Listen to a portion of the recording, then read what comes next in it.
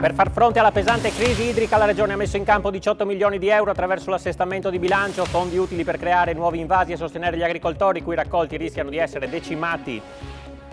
Il Comune di Udine ha spento le fontane pubbliche dopo l'ordinanza firmata ieri dal sindaco Fontanini. Con l'ultima acqua prelevata oggi dalle autobotti saranno bagnate le aiuole della città, salve le fontanelle del Parco del Cormor. L'aveva conquistata fingendosi agente segreto, ma alla fine della relazione aveva tempestato la ex di minacce, ingiurie e pedinamenti. Il giudice ha condannato per stalking un 34enne a 1 anno e 8 mesi di reclusione. Concerti a rischio dopo la richiesta dei medici di Roma di annullare l'esibizione dei Maneskin per il boom di contagi. In Friuli gli organizzatori di eventi si ribellano alla possibile decisione, così ci fanno morire di fame. Puntata speciale di Elettroshock questa sera alle 21 dedicata alle Eagles di Cividale, neopromosse in A2, tutta la storia della squadra ducale nata appena 2 anni fa e che ora guarda al futuro.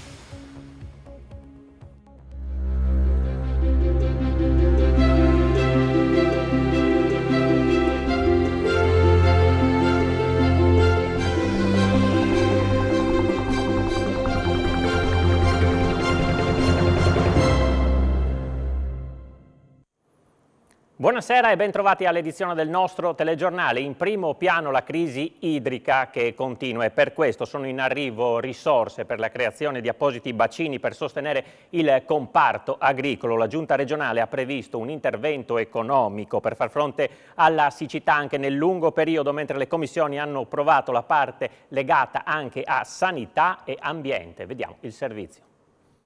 Sono in arrivo 18 milioni di euro per alleggerire il peso della crisi idrica in Friuli Venezia Giulia. La giunta regionale, guidata da Massimiliano Federica, ha approvato una serie di emendamenti alla manovra di bilancio che ora passeranno al vaglio del Consiglio regionale e attraverso i quali prevede una serie di interventi per cercare di contrastare sul lungo periodo la siccità. 18 milioni destinati a realizzare nuove opere anche di raccolta delle acque proprio per far fronte a queste situazioni che sempre più spesso coinvolgono il nostro territorio, dove la risorsa idrica non è disponibile, mentre erano già stati stanziati e già passati in commissione 5 milioni che andavano proprio per il puro efficientamento sui capitoli ordinari dei consorzi. Questa volta si è inteso andare oltre e finanziare un piano straordinario che renda disponibile in modo strutturale e duraturo la risorsa idrica e consente al sistema dei nostri consorzi di andare a realizzare nuove opere che possano sopperire a quella deficienza di raccolta delle acque che oggi diventa sempre più evidente a tutti. Terza e quarta commissione hanno invece approvato a maggioranza i capitoli del bilancio di competenza, in particolare sulla sanità, dove, ha spiegato il vicepresidente Riccardo Riccardi, 130 milioni saranno investiti per innovazione tecnologica, opere edili, sostegno economico alle case di riposo e borse di studio. Fabio Scocimara ha invece ricordato gli investimenti relativi al caro energia, poi ci sarà 1 milione di euro per le bici elettriche, 6,9 milioni per la difesa del suolo e i dragaggi, tra i quali spicca il primo lotto del canale di Scolo, la Tisana Lignano e l'avvio della progettazione delle opere di messa in sicurezza del tagliamento. Le colture, in particolare il mais, sono in forte sofferenza e laddove non è possibile irrigare, gli agricoltori prevedono un raccolto in perdita. Siamo andati a vedere la drammatica situazione dei campi tra Coseano e Fagagna. Il nostro mais qua nella zona non irrigua, dove qua producevamo una media circa dai 100 ai 120 quintali ettaro di mais. Questa oggi è la testimonianza di quello che è oggi. Vediamo proprio, nemmeno non si è riuscito a formare il tutolo e quello che c'è è vuoto. Guardate. Qui qua oramai siamo, se il tempo proprio, ma anche se cambia il tempo, ormai saremo a produzione di 20 quintali ettaro. Le piante non crescono bene e il raccolto potrebbe essere decimato dell'80%, almeno nei campi dove non è possibile irrigare, come tra Coseano e Fagagna. È drammatica la situazione delle colture in sofferenza per il forte caldo e le mancate piogge che hanno fatto decretare al governo lo stato di emergenza per il Friuli Venezia Giulia, che godrà di 4,2 milioni di euro di risorse. Noi quando dobbiamo comprare o acquistare il carburante, dobbiamo acquistare i concimi, abbiamo già i prezzi ben definiti con i vari aumenti. Andare a vendere il proprio prodotto e sentirsi dire dalle cooperative o dai privati o dai centri di essiccazione che mi porta qua il prodotto, poi vedremo più avanti che il prezzo da remunerare, non penso che sia corretto nei confronti degli agricoltori. Dove è possibile, gli agricoltori irrigano i campi, anche se il danno economico sarà difficilmente contenibile. È un danno non indifferente, tenendo conto anche dei costi che quest'anno tra l'energia e i concimi e tutto quanto sono aumentati, parliamo quasi del quasi il 50%, e oggi per noi questo è un raccolto in perdita. L'acqua prelevata dalle fontane pubbliche di Udine sarà utilizzata per bagnare le aiuole comunali fino al suo esaurimento. Sono cominciate oggi le operazioni di svuotamento delle vasche e di chiusure dei rubinetti di acqua potabile a getto continuo. A Udine è graduale ma inesorabile l'operazione di chiusura e prosciugamento delle fontane pubbliche, come indicato nell'ordinanza firmata dal sindaco per dare un esempio concreto di risparmio dell'acqua. Ai giardini Loris Fortuna l'intervento di una delle autobotti della capacità di 7 cubi che dopo averla aspirata utilizzerà l'acqua per bagnare aiuole comunali è stato seguito da turisti incuriositi provenienti dalla Maremma toscana. Siamo del comune di Grosseto abbia preso una misura del genere, almeno che io sappia, però se deciderà di fare qualcosa in merito anche molto particolare come questa che vedo qua, credo che vada compresa. Discorso diverso per le fontane di acqua potabile. Rimane in funzione quelle fontane che hanno il pulsante, che si possono aprire e chiudere o col rubinetto col pulsante. Non ha senso chiudere perché già lo chiude il cittadino, perché apre e chiude per bere o per rinfrescarsi. Salve dunque le fontanelle al Parco del Cormor. Ci sono tante persone che vanno a correre, che vanno a camminare, anche anziani proprio, quindi un minimo ci deve essere un po' d'acqua perché con questo caldo qua sì, bisogna avere un po' d'acqua, ecco.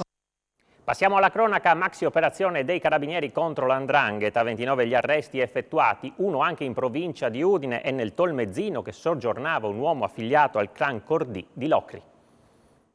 29 arresti, di cui uno effettuato in provincia di Udine e nel Tolmezzino che stava soggiornando un uomo affiliato alla cosca Cordì di Locri dell''ndrangheta, ma come confermato dal comandante provinciale dei carabinieri di Udine, Orazio Ianniello, in Friuli Venezia Giulia non esiste alcun tipo di ramificazione di stampo mafioso collegato all'operazione avviata dai carabinieri del comando provinciale di Reggio Calabria. Arresti sono stati eseguiti oltre che nel Reggino e nella Locride nelle province di Pavia, Udine, Terni e Catanzaro. Le persone coinvolte sono accusate a vario titolo di associazione per delinquere di tipo mafioso, produzione, traffico e detenzione illegale di sostanze stupefacenti, detenzione illegale di armi e munizioni, danneggiamento, estorsione pluriaggravata e traffico e spendita di banconote false. L'operazione rappresenta il seguito dell'inchiesta riscatto che nell'agosto del 2019 aveva portato all'arresto di numerose persone presunte affiliate alla stessa cosca Cordì. I rampolli del clan di Locri stavano scalando le gerarchie interne del sodalizio attraverso danneggiamenti, minacce ed estorsioni al fine di assicurarsi il controllo del territorio, ma alla fine alcune delle vittime hanno denunciato. Beni per 44 milioni di euro sono stati sequestrati dalla Guardia di Finanza a 5 società e 6 persone fisiche indiziate di partecipazione a un'associazione per delinquere attiva nelle province di Napoli e Frosinone. I militari hanno anche notificato 2 misure cautelari nei confronti di altrettante persone. La Procura di Napoli, che ha coordinato le indagini delle Fiamme Gialle di Napoli, Frosinone e Trieste, contesta agli indagati dichiarazioni fraudolente messe a segno mediante l'emissione e utilizzazione di fatture per operazioni inesistenti e attraverso una frode nella commercializzazione di prodotti petroliferi. La frode del tipo carosello sarebbe avvenuta dal 2016 al 2021, effettuata mediante interposizioni fittizie di altre società e fatturazioni per operazioni soggettivamente inesistenti. Le indagini hanno fatto emergere che sarebbe stata creata una catena di società dislocate in Friuli Venezia Giulia, Lazio e Campania per assicurare introiti illeciti all'associazione commisurati alle imposte evase in termini di IVA e di accise per decine di milioni di euro. Si presentano come operatori di una compagnia di distribuzione del metano e chiedono di entrare in casa per effettuare dei controlli, ma lei non si fa truffare e finge di chiamare il nipote. È successo a Rivignano, dove una donna di 85 anni è riuscita con questo semplice stratagemma a mettere in fuga i 2 truffatori che si erano presentati alla porta. Dopo aver chiamato ad alta voce il nipote che non era in casa, la donna ha realmente chiamato i carabinieri che ora indagano sull'accaduto.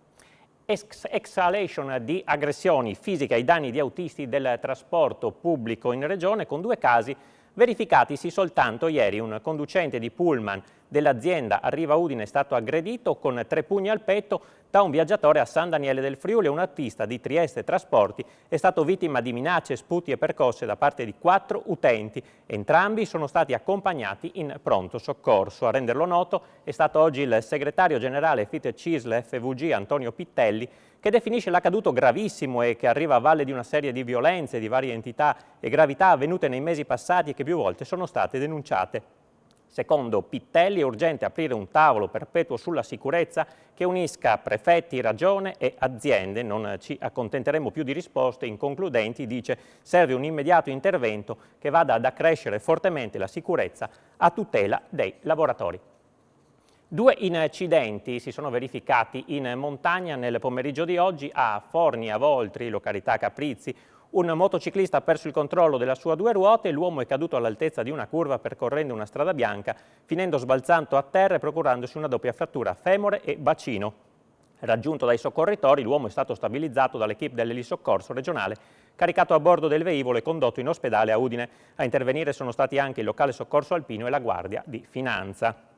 Altro intervento, sempre nel pomeriggio nel Friuli occidentale, dove un escursionista 51enne residente a Pordenone si è procurato una distorsione alla caviglia scendendo da Forcella Duranno verso il rifugio Maniago. In quota è stato inviato l'elicottero della Protezione Civile con 2 tecnici del soccorso alpino che hanno raggiunto l'infortunato e il compagno e li hanno fatti salire a bordo. Al campo base l'uomo è stato affidato all'ambulanza per essere poi condotto all'ospedale di Pordenone.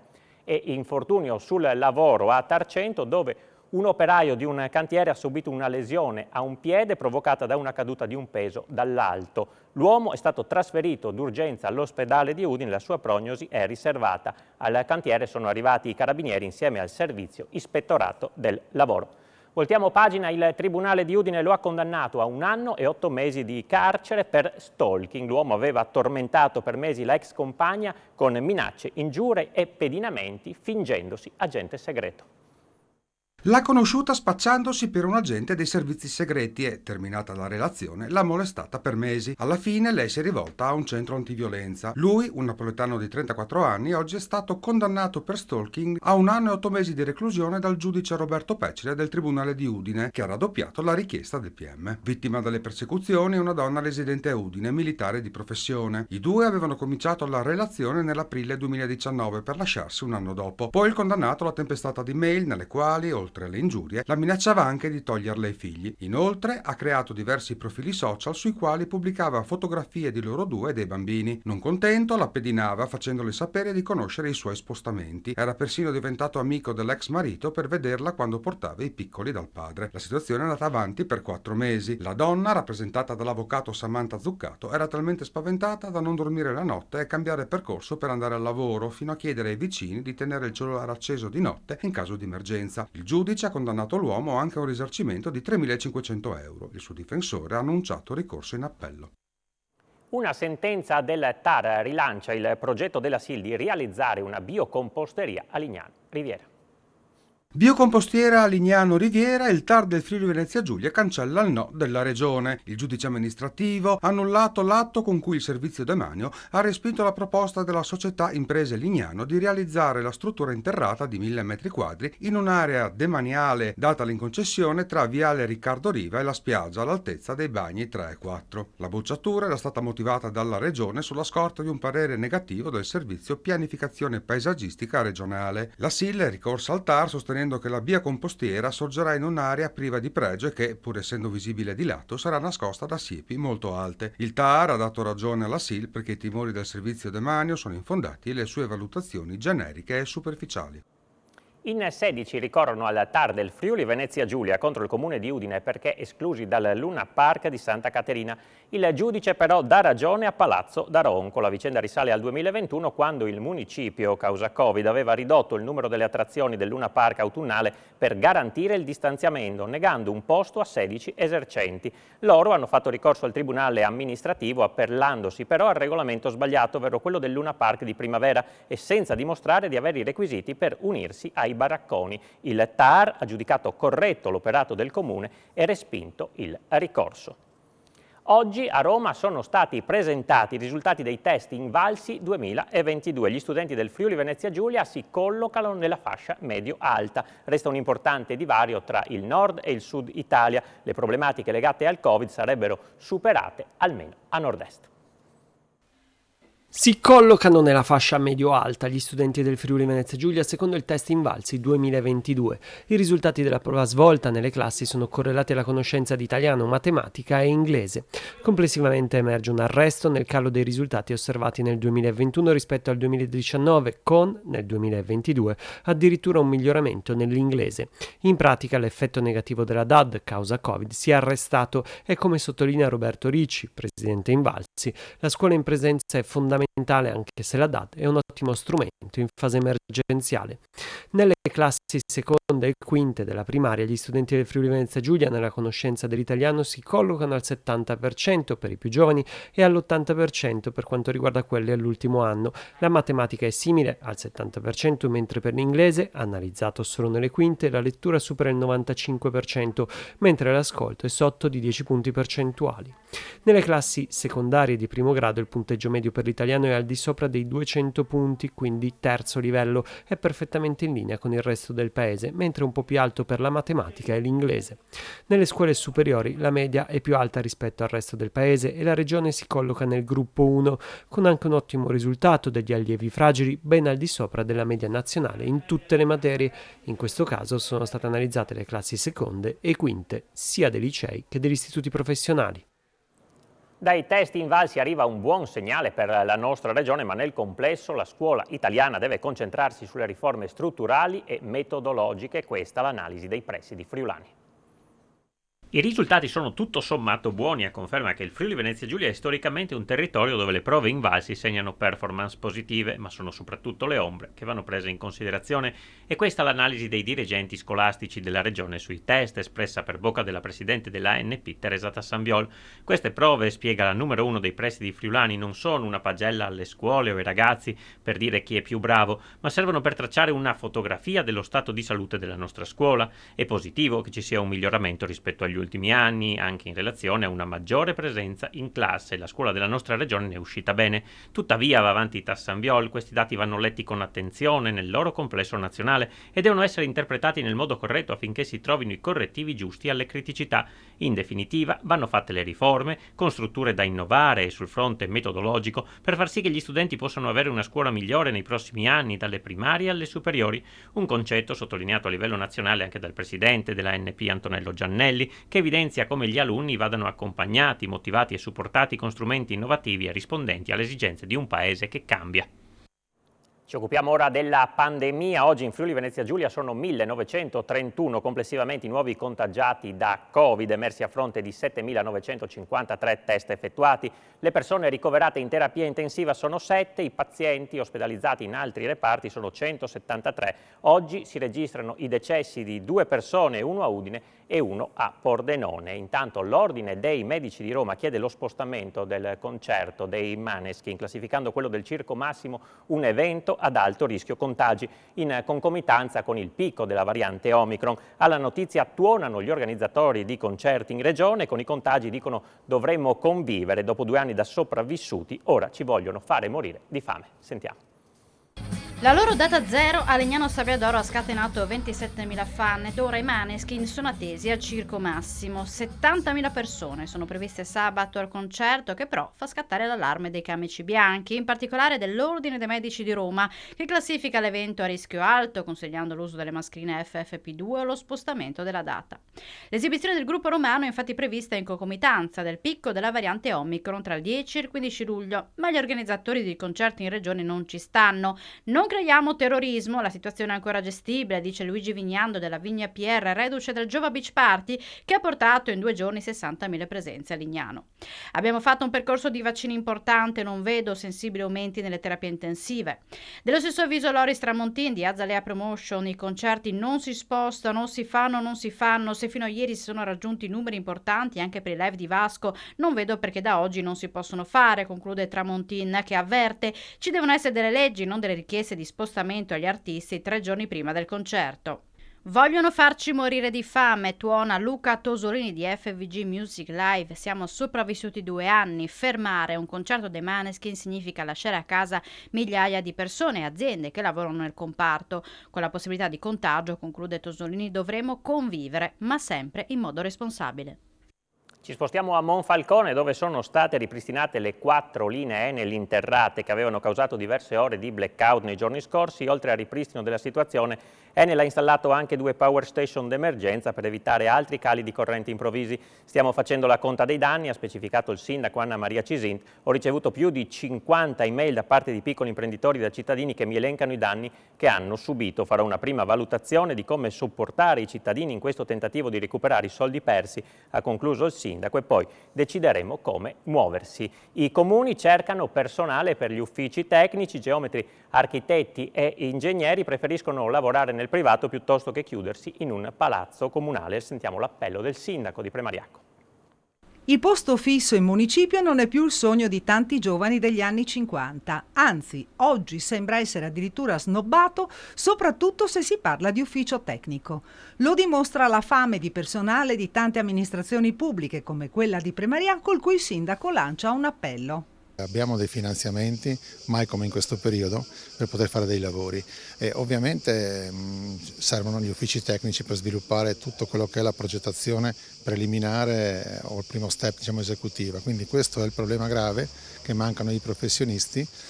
Parliamo di categoria D, categoria C, parliamo dai geometri a salire fino agli architetti e agli ingegneri. Nell'appello che facciamo io sottolineo il fatto che abbiamo bisogno anche di un welfare diverso, probabilmente dovremo anche noi sindaci essere un po' più aggiornati e dare più possibilità a questi ragazzi di avere, come si vuol dire, un welfare migliore, perché è l'unica arma che possiamo fare, perché gli aumenti non possiamo darli perché siamo bloccati, quindi non possiamo dare oltre. Dalle risorse che mancano a quelle che arrivano, 10 nuovi agenti di polizia hanno preso servizio in questura a Pordenone. Come assicurato dal questore Luca Carocci, verranno impiegati nelle attività di controllo del territorio, in particolare contro lo spaccio di droga e nei furti in abitazione. Rinforzi dovevano essere e rinforzi sono stati. La questura di Pordenone può tirare una boccata d'ossigeno dal momento che sono entrati in servizio 10 nuovi agenti. Si tratta di poliziotti che andranno a svolgere compiti specifici di controllo del territorio, soprattutto in quelle aree della città e dell'interna pordenonese, dove dal punto di vista della sicurezza sono emerse le maggiori criticità tra spaccio di sostanze stupefacenti, bivacchi e furti in abitazione. Sono arrivati 10 agenti, di cui 5 appena usciti dalle scuole che stanno terminando il corso di formazione, e altri 5 invece sono trasferiti da altre sedi di servizio, quindi personale che già era entrato come effettivo e che stava prestando la sua opera. Adesso vediamo, ovviamente io do sempre molta importanza e molto risalto al territorio, quindi alla nostra presenza sul territorio, alla nostra visibilità nei confronti dei cittadini, e quindi è chiaro che buona parte di loro saranno impiegati proprio nel servizio di controllo del territorio. Arriva a Udine il coro pontificio che si esibirà nella cattedrale in occasione dei festeggiamenti dei patroni Ermacora e Fortunato il 12 e il 13 luglio. Grandi festeggiamenti sono previsti a Udine il 12 luglio in occasione della ricorrenza dei santi patroni Ermacora e Fortunato, con l'arrivo in città del coro pontificio. Il coro della Cappella Musicale Pontificia Sistina, che penso sia il coro più vecchio al mondo, ha più di 1500 anni, composto da voci maschili sia da adulti che da giovani, e che allieterà la Santa Messa che sarà celebrata da Sua Eminenza un cardinale Mamberti, che viene da Roma, assieme al nostro arcivescovo, nel luogo simbolo adiacente alla nostra cattedrale. Il concerto sarà tenuto quest'anno da Simone Cristicchi con l'orchestra Naonis e il coro del Friuli Venezia Giulia, diretti dal maestro Walter Sivilotti, che è un altro nostro conterraneo friulano. In più, il giorno successivo, il giorno 13, il coro della Cappella Musicale Pontificia Sistina si esibirà nella cattedrale, quindi ritornerà in Duomo per un concerto, anche questo straordinario, ad ingresso libero. Sarà l'occasione per sentire un repertorio di musiche davvero fantastico. Chiudiamo con il cinema. A Trieste si sta girando un film di Netflix con star hollywoodiane come Charlize Theron. Si chiama The Old Guard 2 ed è la nuova produzione Netflix che ha invaso Trieste in questi giorni. 2 le location scelte: via Foschiatti, vicino all'ospedale Maggiore, che è diventato un sobborgo di una cittadina francese, e poi le rive, che invece nel film saranno effettivamente Trieste, secondo almeno quanto trapela. Tra le star spicca il nome di Charlize Theron e Uma Thurman, mentre ci sarà anche l'attore italiano Luca Marinelli, che proprio a Trieste ha girato il primo Diabolic. Imponente la troupe, che può contare su 500 persone, di cui ben 300 comparse ingaggiate in regione. The Old Guard è stato tratto dal fumetto di Greg Rucka e Leandro Fernandez, stile action fantasy, ed è la storia di un gruppo di mercenari immortali che si trova alle prese con la cattura, o almeno il tentativo di essere catturati, da parte di un ambizioso e spietato boss di un'azienda farmaceutica che cerca disperatamente la formula perfetta per l'elisir dell'eterna giovinezza. Il film non uscirà al cinema, ma solo sulla piattaforma data da destinarsi. Era questa la nostra ultima notizia per il telegiornale di questa sera. Dopo di noi spazio al TG Sportivo, si parlerà di Udinese e molto altro, e poi il meteo. Grazie per essere stati con noi e buon proseguimento di serata.